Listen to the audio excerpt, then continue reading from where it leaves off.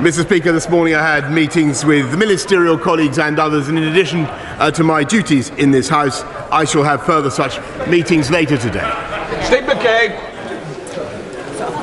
The latest State of Ageing report reveals, Mr. Speaker, that last year in this country, 9,000 people over the age of 60 died because their homes were too cold. Will the Prime Minister give a guarantee that figure will be lower and not higher this time next year? Prime Minister.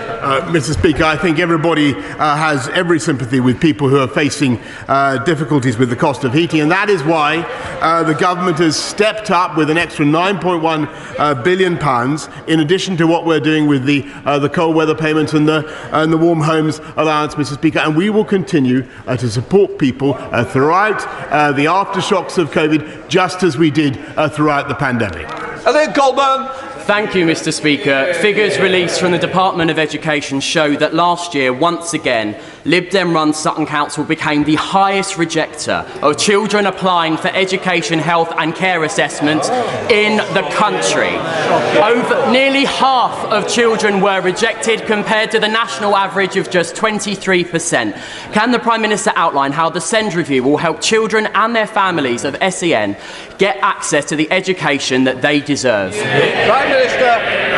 Yes, indeed. I thank him very much for his campaign, and he is completely right, Mr. Speaker. That's why we have an SEND review, and we will ensure that SEND children and young people can get access to the right support at the right place and the right time across the country. We now come to the Leader of the Opposition, Keir Starmer. Mr. Speaker, I too send my best wishes to Rangers. It's quite an extraordinary story, actually, over the last few years for that football club. Mr. Speaker, a one-off tax on huge oil and tax profits would raise billions of pounds, cutting energy bills across the country.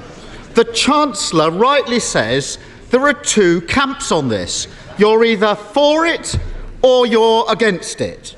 But which camp does the Chancellor put himself in? He says, neither. Well, I'm in favour of it. The question for the Prime Minister is he for it? Is he against it? Or is he sitting on the fence like his Chancellor? Prime Minister. Mr. Speaker, I think I just remind the House that the Right Honourable Gentleman struggled to define what a woman was. He couldn't make up his mind on that point, Mr. Speaker. Heaven help us. But look, this government is not in principle in favour of higher taxation. Of course not. But what we want to do, we don't want to put. Of course they love it. They love it, Mr. Speaker. They love putting up taxes. All this was dog spot. Labour meow. Labour puts up taxes. Cats meow. Labour put up taxes. What we want to do is take a sensible approach governed by the impact on investment and jobs, Mr. Speaker. And that is the test of a strong economy. And it's by having a strong economy that we'll be able to look after people as we have done during COVID and as we will do in the aftershocks of COVID. And I'm proud to say, Mr. Speaker, that this week it was revealed that unemployment has come down to the lowest level since 1974.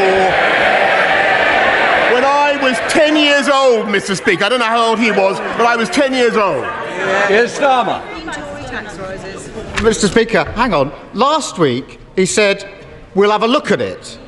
Yesterday he voted against it. Anyone picking up the papers today would think they're for it, and now he says he's against it again. Clear as mud. To be fair, it's not like the rest of his cabinet know what they think either. The same day the Chancellor said it was something he was looking at, the Justice Secretary said it would be disastrous. The Business Secretary called it a bad idea, but also said he'd consider a Spanish-style windfall tax. 1 minute they're ruling it in, the next they're ruling it out. When will he stop the hokey-cokey and just back Labour's plan for a windfall tax to cut household bills? Prime Minister. Mr. Speaker, Labour's plans are always and everywhere to raise taxes on business, and that's what they did. I remember him campaigning in 2019, Mr. Speaker, on the biggest taxes for business that this country has ever seen. That's their instinct. Now, look. This country and the world faces problems in the cost of energy, driven partly by COVID and partly by Putin's war of choice in Ukraine. And we always knew that there would be a short-term cost in weaning ourselves off Putin's hydrocarbons and in sanctioning the Russian economy. Everybody in this House voted for those sanctions. We knew that it would be tough. But I just want to tell the right honourable gentleman that giving in, not sticking the course, would ultimately be the far greater economic risk. Yes, of course, Mr. Speaker, we will look at measures. We will look at all the measures that we need to take, Mr. Speaker, to get people through to the other side. But, Mr. Speaker, the only reason we can do that is because we took the tough decisions that were necessary during the pandemic, which would not have been possible if we'd listened to him. Keir Starmer. He just doesn't get it, does he? He doesn't actually understand what working families are going through in this country, struggling about how they're going to pay their bills. And whilst he dithers, British households are slapped with an extra £53 million on their energy bills every single day. Meanwhile, every single day, North Sea oil and gas giants rake in £32 million in unexpected profits. Doesn't he see that every single day he delays his inevitable U-turn, is going to do it? He's choosing to let people struggle when they don't need to. Mr. Speaker, he says that this government has no sympathy for people who are struggling and working. Let me tell you, it is precisely. Well, let me tell you what we're already doing. We're already spending £22 billion. We're already helping people with the cost of living in any way that we can, Mr. Speaker. But the reason we can do that is because we took the tough decisions to get this country through COVID, to make sure that we came out of lockdown in the way that was necessary, and to have a strong economy with robust employment growth, Mr. Speaker. And we will continue to take. And he talks about cutting taxes. In July, we will have the biggest tax cut for 10 years, £330 cuts for 30, on average, for 30 million people who are paying national insurance contributions. And the reason we can do that, Mr. Speaker, is because we have a strong and robust economy. I'm going to look at all measures in future to support our people, of course I am. But the only reason we can do that, the only reason our companies are in such robust health, is because of the decisions that this government has taken. Mr. Speaker, still pretending the economy is booming, still got his head in the sand in the middle of an economic crisis. The Prime Minister keeps saying more help is coming, but we've heard it all before.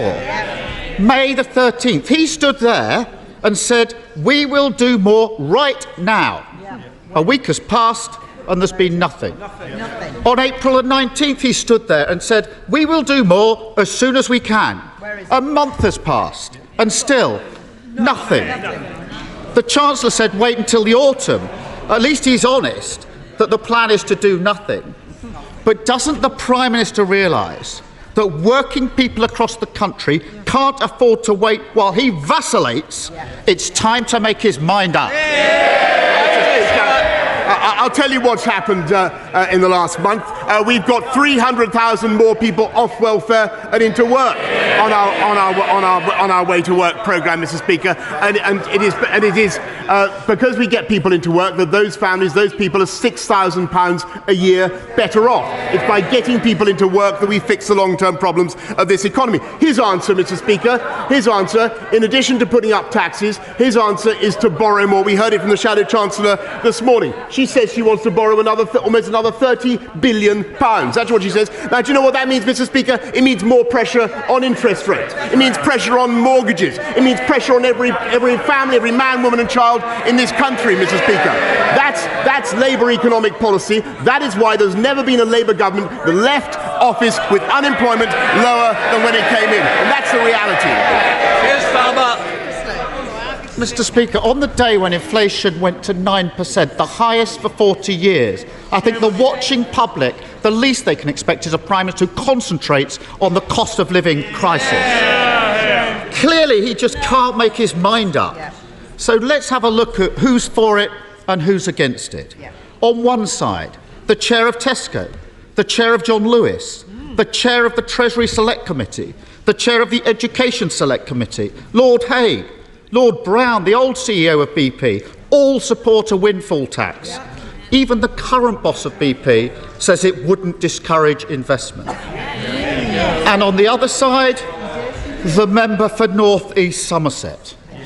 When he's not sticking notes on people's desks like some overgrown prefect, is dead set against it. When is he finally going to get a grip, stand up for the people of Britain and get on the right side of the argument? Mr. Speaker, nothing could be more transparent from this exchange than their lust to raise taxes on business. Mr. Speaker, we don't relish it. We don't want to do it. We don't want to do it. Of course we don't want to do it. We believe in jobs and we believe in investment and we believe in growth. And as it happens, the oil companies concerned are on track to invest about £70 billion into our economy over the next few years. They're already taxed, Mr. Speaker, at a rate of 40%. Mr. Speaker, what we want to see is investment in the long-term energy provision of our country, which they've signally failed to do, by the way, cancelling our nuclear power investment. He talks about the people who are suffering from high energy prices in this country today, Mr. Speaker, have previous Labour governments to blame for that mistake. And of course, we will look at all sensible measures, Mr. Speaker, but we will be driven by considerations of growth, investment and employment. And I just remind you, Mr. Speaker, that unemployment's now hit a record low, or for 50 years, I should say, and employment is now, I think, 500,000 people more now in paid employment, payroll employment, than there were before the pandemic began. So he's on the side of excess profits for oil and gas companies. We're on the side of working people. And there you have it. But he clearly doesn't like me pushing him on this. But the reason I keep coming back to this subject and why it's so frustrating that he hasn't acted is because so many people are living through this nightmare and they feel totally abandoned by their government. This week, I spoke to Phoenix Halliwell. A rare kidney condition means Phoenix has to do dialysis from home 10 p.m. to 7 a.m. 5 days a week, just so he can take his daughter Rosie to school. His dialysis is life-saving, so he can't turn it off. So even though his wife, who's a midwife in the NHS, works extra shifts, during the winter they had to turn their central heating off, and Phoenix skips meals to make ends meet. But their energy bill has still doubled. Phoenix says he feels like he's being priced out of existence. And it's not just him. Millions of our disabled, elderly and vulnerable neighbours are at the sharp end of this crisis. They simply can't afford to live with dignity. The decisions we make here matter. The cost of indecision is enormous. People across the country need action now. The plans are already there. The Prime Minister, stop the delay. Work with us to put them in place. Do it for households that face bills they can't afford. And do it for Phoenix, who simply can't afford to wait. Mr. Speaker, I'd be grateful if you could send me the details of the sad case, because the NHS does cover the costs of those who are on dialysis, Mr. Speaker. But if you send me, and by the way, of course, they voted against the vital investment in the NHS. that this country needs. And I just remind him in the House of the key point. None of this is possible. The investment in the NHS isn't possible. The 22 billion that we've already put in isn't possible. The further investment that we're going to put in isn't possible without the strong economy that this government in this country has delivered. And it's because we took the tough decisions that I have mentioned that we have record low unemployment. It's record low for the last 50 years, Mr. Speaker. And this Queen's speech that we've been debating is about putting in the infrastructure, the skills, the technology that will continue to build the platform for growth and jobs in this country. And that is what this government is committed to doing, and that is the best way out of economic problems. And I thought it was fantastic, by the way, yesterday to see Her Majesty the Queen open Crossrail. 72,000 jobs that has already delivered, 90 billion it will produce for the whole of the UK economy. Well, let me just ask the right honourable gentleman, who was the Mayor of London when Crossrail was first started to be built, Mr. Speaker, and who was the Prime Minister who completed it, Mr. Speaker? We get the big things done, Mr. Speaker. There's never been a Labour government that left office with unemployment lower than when they began. Mr. Speaker, as the Prime Minister knows, thanks for visiting us in Leyland a couple of weeks ago, as he knows, knocking on doors, their crime and antisocial behaviour is a big issue for people locally. And part of that problem is that the local police, when response calls are required, are having to come in from Preston or the lovely Chorley. Now Lancashire has got 314 more police thanks to this government. Yeah. Does the Prime Minister agree with me that we need to use some of those to get Leyland Police Response open, and will he work with me, the fabulous local police and the Police and Crime Commissioner to make that happen? Minister. Well, I thank my honourable friend. She's a terrific campaigner, a fantastic campaigner for her constituency. I discovered just the other day. And what we're doing is recruiting more police officers. 300 more in Lancashire, 13,576 more across the whole of the country. And of course, I'll be very happy to arrange the relevant meetings so that we can continue to drive neighbourhood crime, already down 33%, drive neighbourhood crime down even further. Leader of the SNP in Blackpool. Thank you, Mr. Speaker. I'm sure the whole House will want to join me in wishing Glasgow Rangers Football Club all the best in their final tonight in Seville. It's always a joy to see Scottish clubs get to the finals of European competition. Mr. Speaker, people didn't need to see this morning's official statistics to know that we're experiencing the highest inflation in 40 years. They know it because they're living with it. Families can't afford food. They can't pay their bills. And we're only at the beginning. And as always under the Tories, the poorest are punished the most. For months, people have been crying out for support. But month after month, a distracted Downing Street has failed to lift a finger to help. Does the Prime Minister still support his Chancellor's insulting statement that acting now in this cost of living emergency would just be silly? Sure. Prime Minister. Mr. Speaker, I support the Chancellor's work in lifting the living wage by a record amount, Mr. Speaker, by making sure people on universal credit pay £1,000 less in tax, by making sure that by putting another £22 billion into supporting people with the cost of living, 9.1 billion already to help people with the cost of energy, and above all, I support what he has done to deliver a strong economic foundation which makes all that possible, Mr. Speaker. My goodness, talk about an Aesop's fable. Every day this Prime Minister remains out of touch, people remain out of pocket. And by the way, Prime Minister, £20 a week was taken out of people's universal credit. You know, the Prime Minister's just confirmed he does think it would be silly to intervene. Because the Tories' only response to this cost of living crisis has been insults and inaction. The Tory backbencher who thinks poor people, just need cooking lessons. The Tory Minister who thinks that people should just get a better paid job. And the Chancellor who thinks it would be silly to act now. This is the cost of living crisis from Westminster. For weeks, the Prime Minister has been briefing that it's the Treasury who are to blame for blocking financial support for struggling families.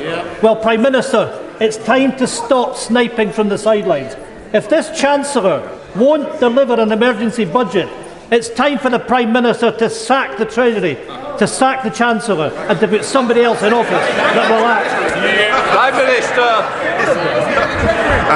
Look, Mr. Speaker, I think that the right honourable gentleman should understand that I want to get back to the crucial point. We've been through COVID. We're facing a spike in global energy prices, which has been greatly exacerbated by what Putin is doing in Ukraine. But to deal with it, of course, what we're doing is putting billions and billions already, 9.1 billion, into supporting people with the cost of energy. Cut fuel duty by record sums, Mr. Speaker, helping elderly people in all sorts of ways, not least through local councils with another £1 billion. But of course, Mr. Speaker, everybody in the country knows that we're not through this yet, and everybody can see that, and they all know that the government is going to do more. But they also know the only reason we can do that is because we have a strong economy with massively high employment, and that is the crucial thing. And it would not have been possible if we'd listened to the members opposite. Absolutely. Dr. Luke Evans. The Prime Minister will be aware of my campaign to have digitally altered images carry a label.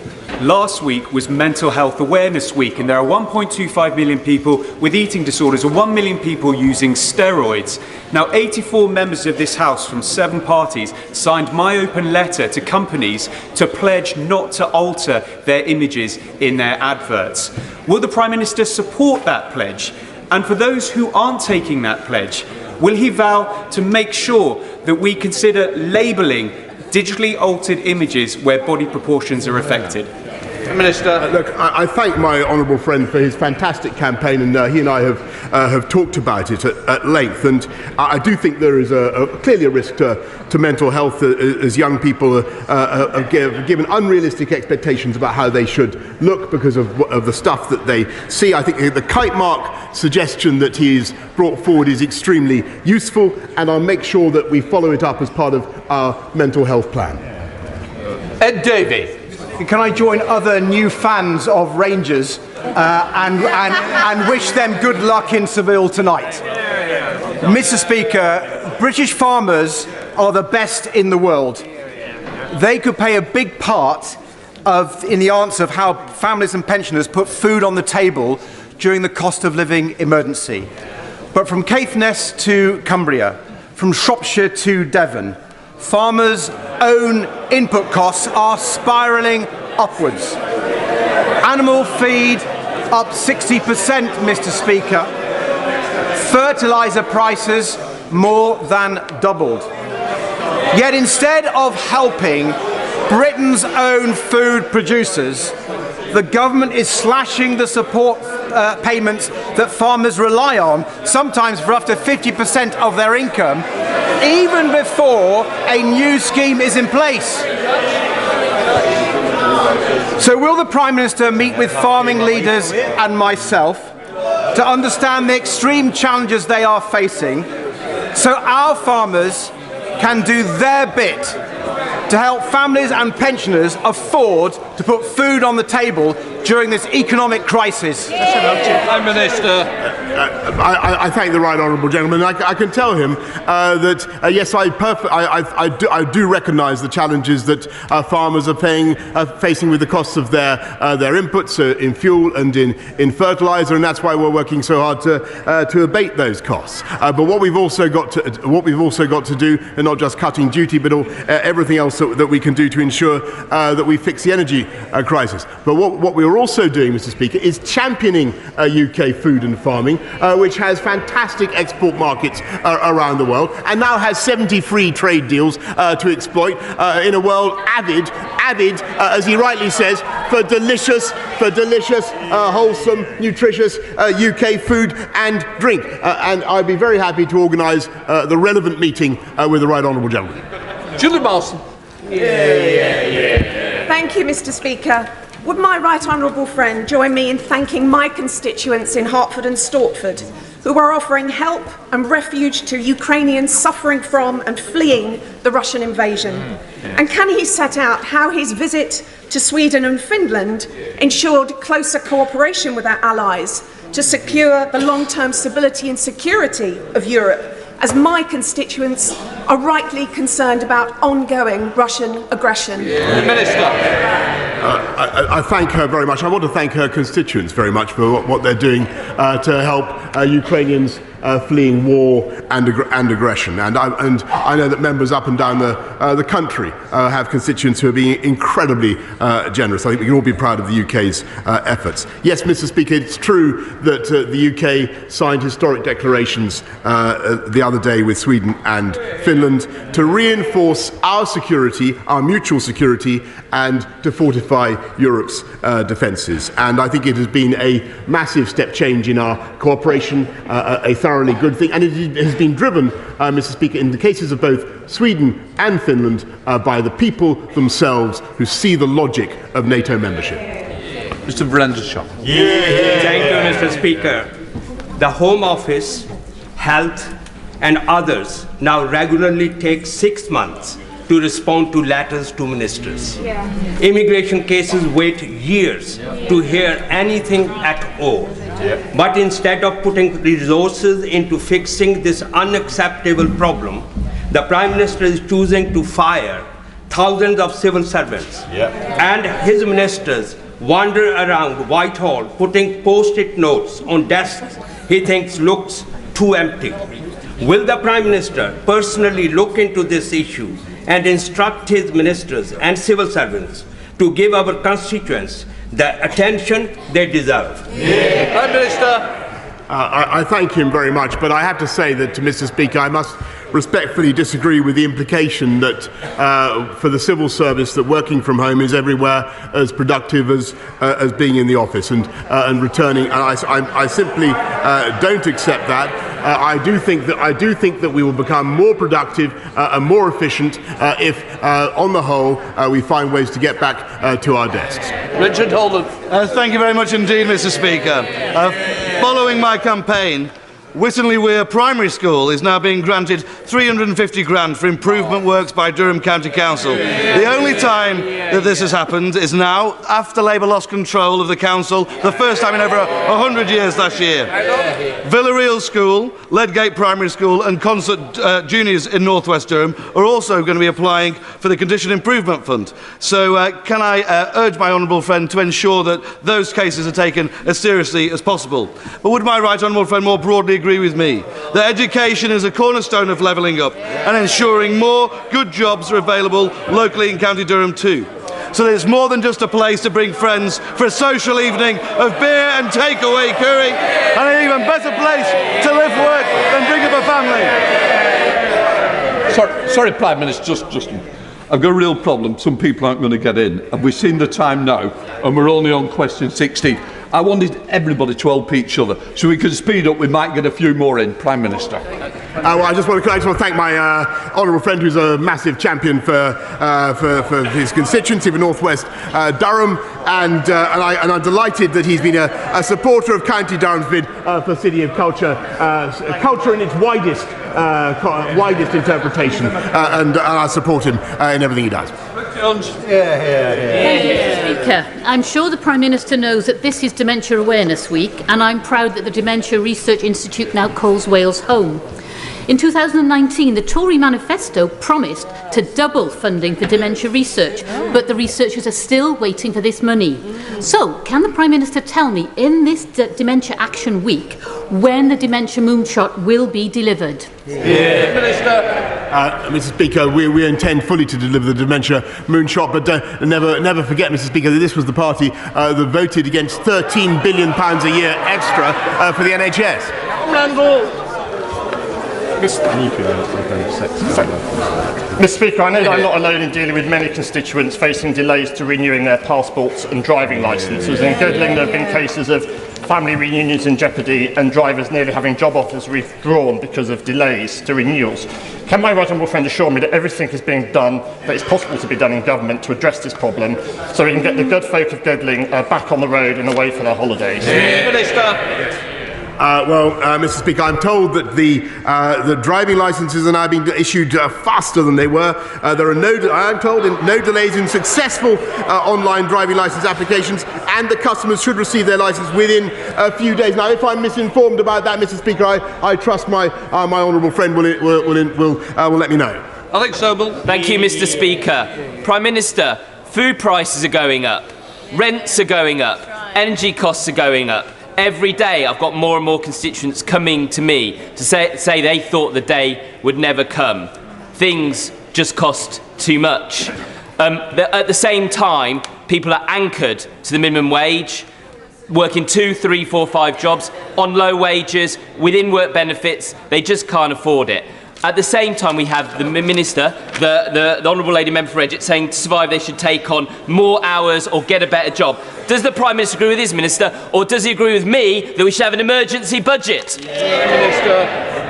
Mr. Speaker, I accept that, of course, there are economic pressures on our country now caused by the factors that we mentioned, but that's why we've already increased the living wage by £1,000 per year for those who are on it. Already increased universal credit by £1,000 a year. All the other measures, billions and billions of tax that we're putting into supporting incomes, Mr. Speaker. But the reason we can do that is because we have strong economic fundamentals with unemployment. I don't know when he was born, Mr. Speaker, but unemployment is the lowest it's been since 1974, and that is giving us the foundation to take our country forward.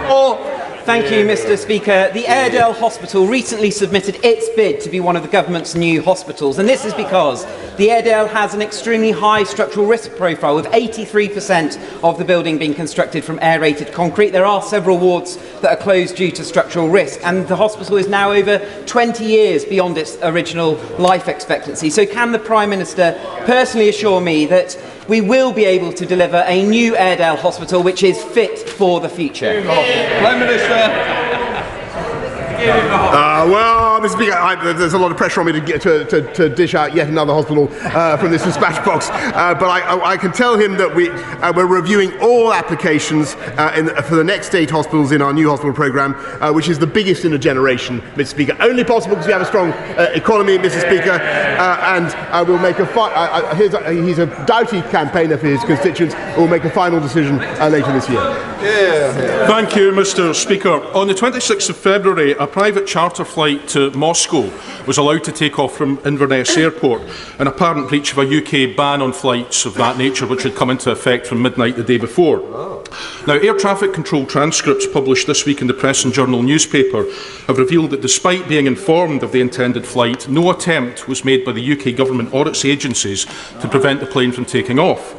Will the Prime Minister commit to informing the House at the earliest opportunity who was travelling on that flight, why, despite being informed in advance of the flight, was no attempt made by the UK government to keep the plane on the ground, and what will the Prime Minister personally do to try and prevent any similar breaches of sanctions from happening in the future?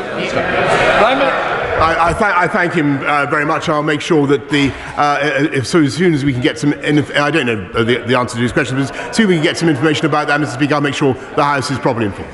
Andy Carter. Thank you very much, Mr. Speaker. Earlier this week, the Planning Inspectorate waved through a decision by Labour councillors to build a massive logistics hub in South Warrington. The plans are contrary to national policy, entirely in the Greenbelt, and have been approved despite more than 1,000 letters of objection. Does the Prime Minister agree with me that listening to local communities and protecting our precious Greenbelt must be at the heart of planning policy? And will he meet with me to see how local residents can have their voices heard? Prime Minister. Well, Mr. Speaker, local residents could have no more powerful voice than that of my honourable friend. The House will have heard him loud and clear. I know the Ministry, Department of Levelling Up will have heard him loud and clear. I will make sure that he gets the relevant meeting. And about that. No bullying and no harassment, no leaking, no misuse of taxpayers' money, and no actual or perceived conflicts of interest. The precious principles of public life enshrined in this document must be honoured at all time. Those, Mr Speaker, are the Prime Minister's own words from the Ministerial Code. So can the Prime Minister tell me, on a scale of 1 to 10, how's he doing with keeping to those principles? Mr Speaker, I think 10 out of 10, Mr Speaker, because what we believe in this government in adhering to the principles of the Ministerial Code, and by the way, it's an important point because, Mr Speaker, there's a lot of attacks on MPs, on what goes on in this place, and I think it is always worth stressing that the vast majority of people who work in the House of Commons, members of Parliament, are doing a very good job and working very hard and are not misbehaving. Final question, Kevin Hollinray. Thank you, Mr Speaker. Thurska Molson has welcomed asylum seekers from all parts of the world, including Syria and the Ukraine. But the government's plans just announced from the 31st of May to the start of what will be up to 1,500 non-detained young single males from different parts of the world, asylum seekers, on a base that will be the centre of a small rural village of 600 people, children, all the way through to elderly residents. That village without streetlights, without police presence. It will devastate the community. It will devastate house prices, which will plummet, and the residents of that village will not feel safe to leave their homes alone. Will my right honourable friend please, on behalf of the community, please stop these plans? Prime Minister.